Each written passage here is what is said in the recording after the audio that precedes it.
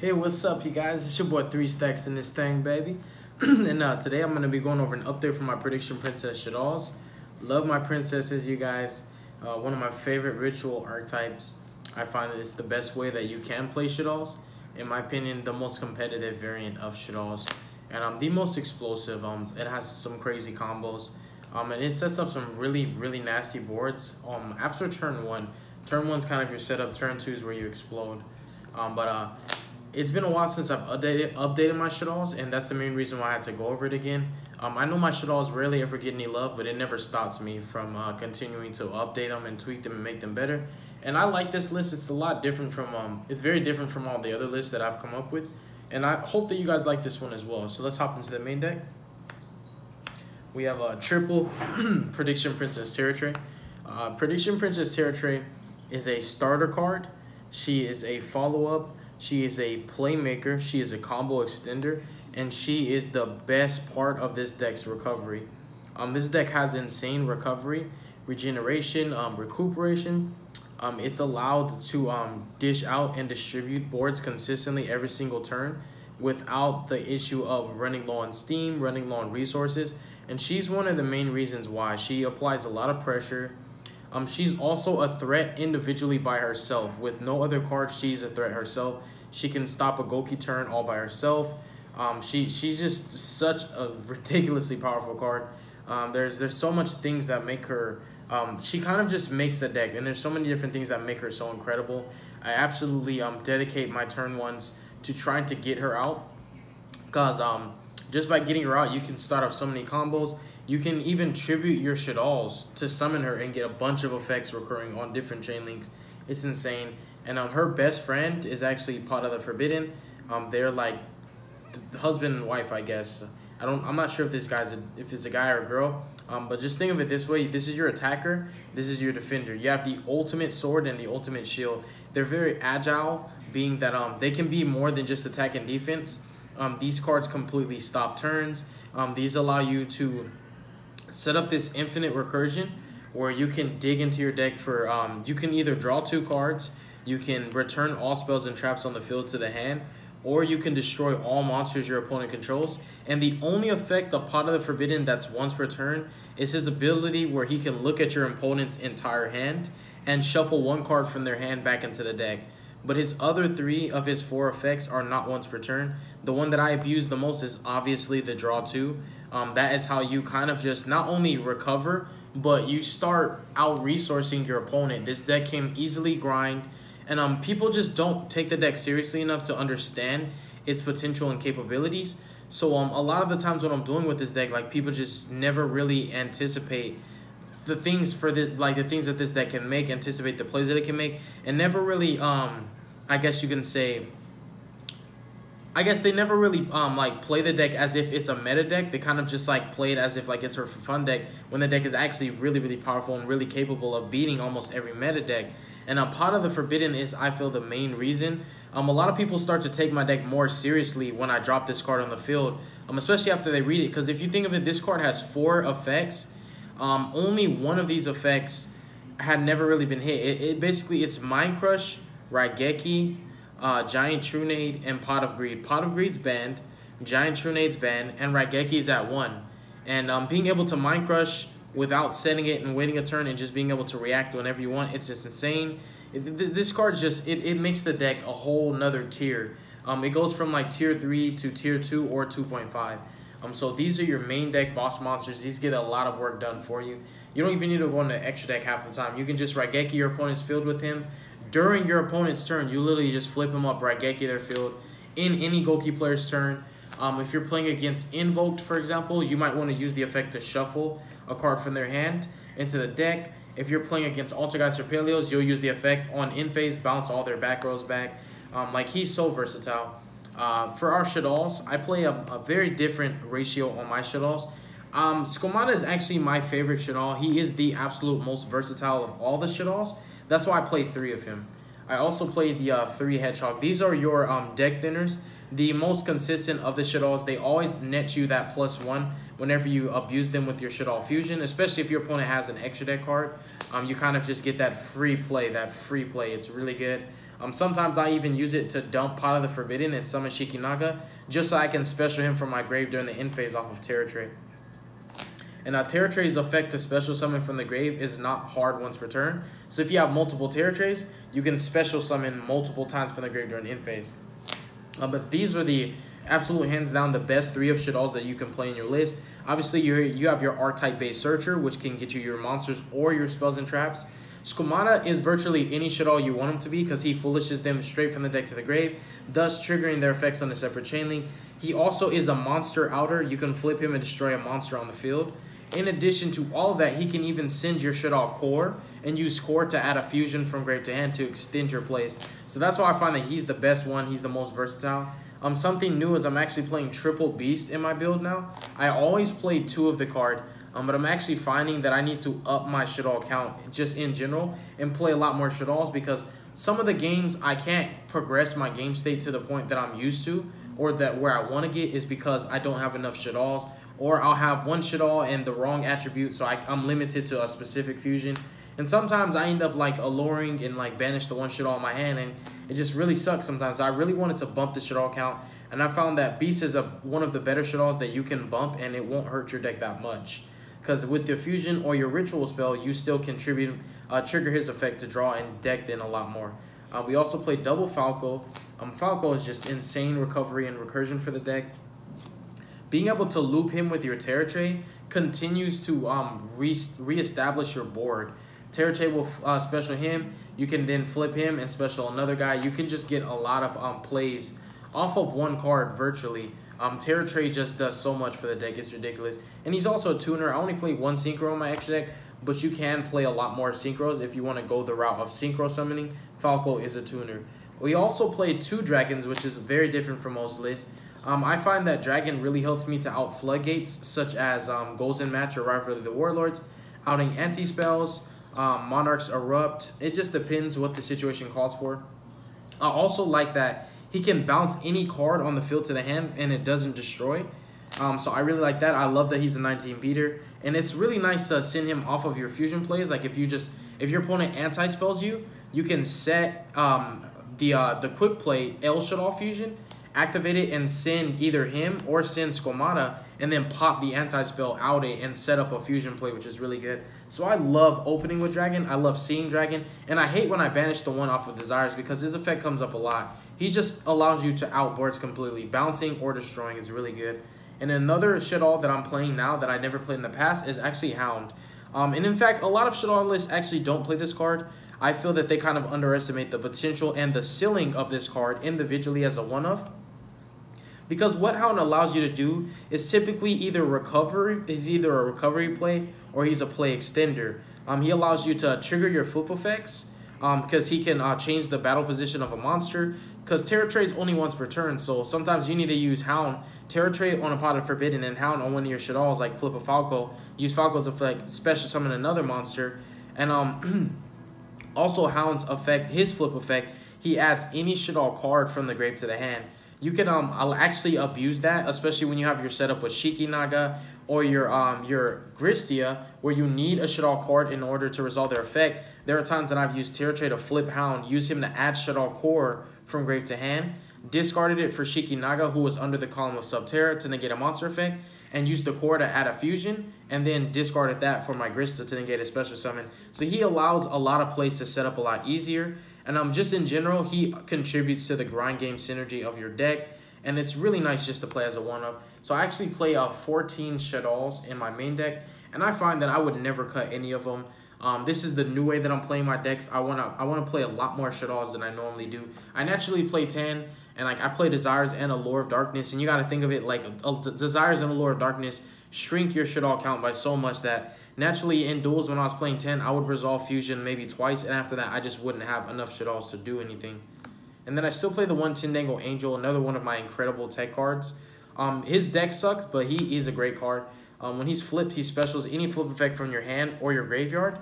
And that's a play extender just like Falco, just like Terra Tray. That's why this deck can grind so much. And then if it's your opponent's battle phase, you end their battle phase. So this paired with Terra Tray is like a fine wine. You just activate her effect, flip him, use his effect, special Pot of the Forbidden from the graveyard. If it's your opponent's battle phase, you just end their battle phase, which is typically how I use this. I wait for them to start their battle phase, in their battle phase, special Pot of the Forbidden, and you're just set up to go off for the next turn.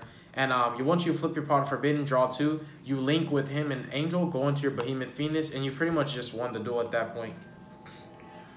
Now for our spells, we play triple copies of Las Vegas. This card is really incredible for this deck. I find that pre-preparation of rights is not enough to get into territory, and Manju is a very wasteful normal summon. Your normal summon is always going to go to your Shaddolls every single turn. You just really need to. And it just allows you to set up better plays, contributing your normal summon to a flip effect monster. I can't stress how important it is to normal summon a flip effect monster in this deck. Manju's not flip effect, and Spirit of the Fallwind is not flip effect. And I played her in every single variant up until this point. Excuse my voice, I'm kind of hoarse, but I played the Spirit of the Fallwind for like every variant except this one. So because my normal summon can never go to Manju, because I understand that you can play it in this deck, I have to find another way to mitigate for that small weakness of the deck that if you don't see pre-prep, it's really hard to get to territory. So I played triple Las Vegas. I also played triple Optimus Prime. The deck is more than 40 cards, so while you can get away with playing 2 of this, because my deck is more than 40 cards, I have trouble seeing some of my 3-ofs a lot less. I see my 3-ofs a lot less frequently versus when I was playing a smaller deck, because my deck's bigger. There's a lower chance and a lower percentage of even drawing your 3-ofs. So I actually play 6 Optimus Prime, and I don't mind seeing a Terraforming plus this, or even 2 Terraformings plus this, because I'm ultimately just going to get the card that I want anyways while loading my grave. This deck really just makes plays off of 2 and 3 card combos. Every card in your hand does not have to be perfect, and every card in your hand does not have to be good. You only really need one line of play, which is either Territory or Fusion, and your whole deck will start snowballing after that into better plays. We also have triple pre-preparation of rights. It's the juice and berries, it's the sauce, it's the best spell in the game of Yu-Gi-Oh! I don't know why Konami made this card, but I'm so grateful that they did. This allowed me to play ritual decks a lot more competitively, because I've been playing rituals forever, bro. I've been playing rituals since like I started playing, basically. We have triple Spellbook of Secrets. The reason why I'm playing 3 secrets is actually because I have 1 knowledge in my deck, and I find that instead of playing the 2 secrets and the 2 knowledge, I decided to just up the count to 3 secrets, because in addition to that, I'm not playing Blue Boy, as you can clearly see in my monster count. So being able to activate secrets and search knowledge to knowledge one of my Shaddolls helps. Sometimes if you have double secrets, which can happen, you can just use knowledge for your other secrets, and then you use your Las Vegas to recycle all your spells. So you put your 1-of Spellbook of Knowledge right back into your deck, and then you can resolve the secrets on the follow-up if you decided to use it on a Shaddoll. So it doesn't hurt at all actually to play 1 knowledge, and it's had me considering just keeping the ratio at 3 secrets and 1 knowledge, because I actually do like seeing secrets in my opening hand. I don't mind seeing multiples. It's just a really good starter card. It's always a +1. Basically how you use it is always a +1. And drawing 2 cards in this deck is amazing, allowing you to see a lot of your better cards, because you play a lot of good cards. Then we also have triple Allure of Darkness. It just complements the draw engine of the deck. And I do play 14 Shaddolls plus the Angel, which ultimately makes 15 targets for Allure. You consider Blue Eyes played 3 trade-ins and only have 8 targets. I have twice the amount of targets. So my Allure is always live, and it never really hurts. I still do play 2 Pot of Desires. This is the Juice and Berries as well. I do find that sometimes it breaks my heart. Like, Pot of Desires has actually broken my heart before, but it's not the first to do that. It just depends how you use it, because this deck is really, really good at getting its cards out the deck first before you resolve your desires. But I do find sometimes it just hurts when you banish, like, your 1-ofs. Like, for example, your 1-of Tindangle Angel. If you banish, like, sometimes I've actually banished both Falcos, and that really sucked, because I wasted my searches on other cards, and I had realized, dang, in hindsight, I should have just used that Hedgehog effect to search a Falco. But Pot of Desires also teaches you what you need to search, more importantly now, because it kind of lets you realize, like, when this card's banished, it doesn't hurt that much, but when you lose stuff like Falco, for example, it teaches you what you need to search first before you Desires. And naturally now, I search Falco, because I can lose every other Shaddoll, but Falco is way too important. Anybody that plays Shaddolls understands how important Falco is. He's just incredible. But Desires naturally doesn't really hurt my feelings that much. It just occasionally breaks my heart, but it is a +1 regardless. It does contribute to my spell count, loading my grave, because there are actually turn 1s when I can explode my board and recycle 9 spells, bro. back into my main deck, special Territory, and I can resolve a second Desires because I have just basically brought my deck back by 1/4, which is incredible. So it really helps. I do play the 1 knowledge. I absolutely hate like playing the 1 knowledge, but it's very unfortunate because I only have 1 knowledge right now. I sold the other 3 to an old friend, and I kind of just it hurts sometimes because I really want to play 2 in this deck, but it's been working fine with just the 1 because of my field spell, which is amazing. I also play 3 prediction rituals. It is basically a card that's going to pay for itself in the long run. It's how you summon Territory. It is specifically listing her name so you can prepare for it. And then the following turn after it's in the grave, you can banish it. And they add a prediction princess. I used to play Coin Norma as a 1-up just to search it off of this so I can get an Earth to make Shikinaga. But it hasn't came up like that. I've been using Pot of the Forbidden a lot more to make my Earth Fusion. I do play triple Shaddoll Fusion because it has the highest ceiling going second. Of all the Shaddoll cards in their archetype, Shaddoll Fusion is absolutely the highest ceiling. It has the highest ceiling of all the cards. Even Shaddoll Dinos catered their whole deck around this 1 card. That's how powerful Shaddoll Fusion really is. It's an amazing card. And the kind of format that we're in, Shaddoll Fusion, is just even better than now than it's ever been. You have to think about back in the day in 2015 when Shaddolls were one of the best decks. People played around this card. That's how good it is. People would literally play around Shaddoll Fusion. And I do play 2 L Shaddoll Fusions. I find that it's one of the easier cards to cut in the deck list because the deck is getting pretty big because I'm adding in a lot more text. But every time I add in a card, it's actually a good card that helps the deck in further, contributes to the consistency of the deck, so it doesn't really hurt to add in more cards. You just have to be smart with how you add. Like, for example, I would never add in traps to this deck because traps make the deck slower and less consistent, but I would definitely add in more powerful spells like, you know, for example, Allure, the 3rd Secrets that I added in, the 3rd Terraforming. Adding in cards like the 3rd Secrets and the 3rd Terraforming helped the deck to get the engine started faster. And El Shaddoll Fusion was just ultimately one of the cards I cut. It can be used like a trap, and in fact, a lot of the times I do. Even though I can play this turn 1 and summon my window, I like to make my opponent think that I bricked and activate this on their standby and kind of just shotgun the window and catch them off guard with it. Because they're not mentally prepared for it, and I really like that. I still play the 1 Foolish for the utility. Well, either you're hitting a Shaddoll or you're hitting one of your targets that you want to special summon off of Territory. Like, for example, if you had to tribute anything that was not Pot of the Forbidden, and you have Foolish, you can just Foolish Barrel the Pot of the Forbidden and summon it during your end phase anyways. Or you can always use your Subterra Behemoth Phoenix to Foolish your Pot of the Forbidden. Ultimately, you're trying to get to Pot of the Forbidden as quickly as possible because he is a win condition of a deck. He's one of the win conditions. We do play 1 Shaddoll Core. Core is just incredible. It's my favorite of the Shaddoll spells and traps. It has the highest ceiling in my opinion. It has a higher ceiling than Shaddoll Fusion and El Shaddoll Fusion because it gets those cards anyways. It's also one of my favorite targets to send off Squamata. It is a monster when you activate it, and it allows you to go into any fusion you want. And it's also a level 9, which actually comes up a lot. It's really incredible. I just love it. Overall, it's my favorite. Love the artwork too. Sometimes you just end up grinding with Shaddoll Core. It really helps you to grind, and you know you'll have like Winda Territory. They special summon that 1 monster. You just Book of Moon it, and they have to pass because they can't special summon again, and they can't attack over the Winda. This card just helps out a lot, and it helps you to go into Calamities too. Either you overlay with it, or you make Anoyatilis, overlay Anoyatilis and the Territory. They're both level 9s. You make True King of all Chlamydia. The extra deck is 1 Behemoth Phoenix. I find that a lot of the times you only really need 1. The only reasons why I play 2 in other variants was because when the 1 gets negated, you really need the second one that will come up. But like I've just kind of just made it to where if I can resolve it, I'll win. But if not, I'll just end up using it as link material for something else, unless they negate it and destroy it. But most of the time, it just Ash, Valor, earn permanence, or you know, if they Ghost Ogre it, that can work too. So it's very fragile, but when it resolves, it's so powerful. It really does accelerate. It changes the entire tempo, and it just ultimately changes your game state to be like twice as good as it naturally was. One of my favorite extra deck extenders is Construct. I rarely use her fusion effect because I always have fusion spells to go. I also was even taking Nefe Shaddoll Fusion, the equip spell for the Shaddolls, which changes the attributes. But I just feel like Core kind of just does that for me better. But like she's just really good because she's kind of like a pseudo Nefe Fusion. But her best effect is actually when she's in the grave. She's an extender. You send a Shaddoll card from your field or your hand to the grave to special her.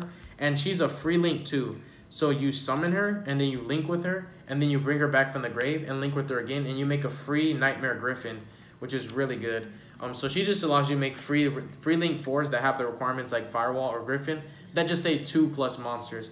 So I normally just use her to make a free Griffin after I've resolved her effective fuse. She's incredible, and every single turn, she's an extender. She's going to give you a free link 2 on the field to do with whatever you want with it.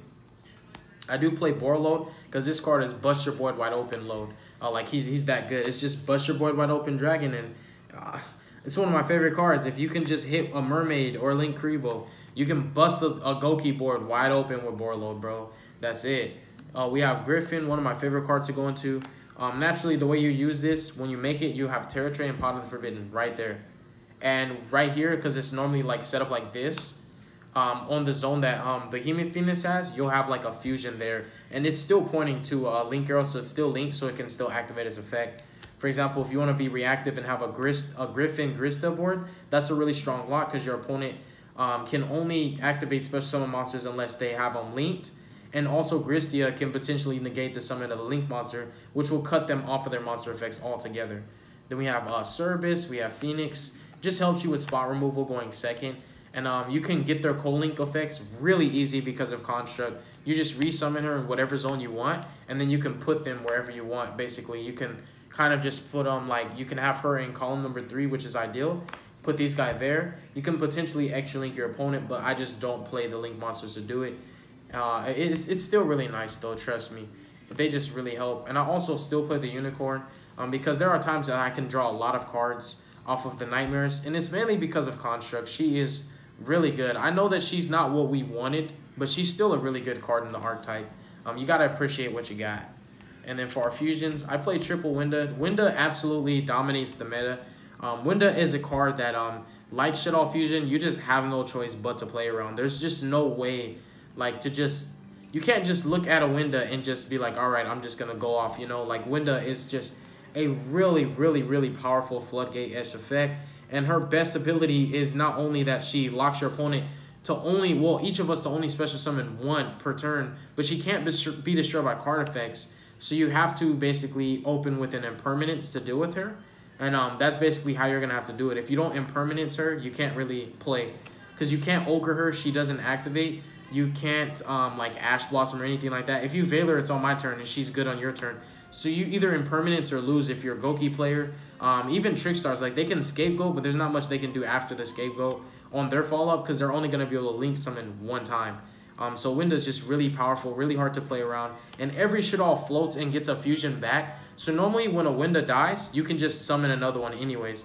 Like, for example, there are times that I've set up with Winda and I already had El Shaddoll and Core face down. They out my Winda, and I use her effect to add Shaddoll Fusion, the regular, and then I activate Core and flip El Shaddoll and make another Winda, and they just lose.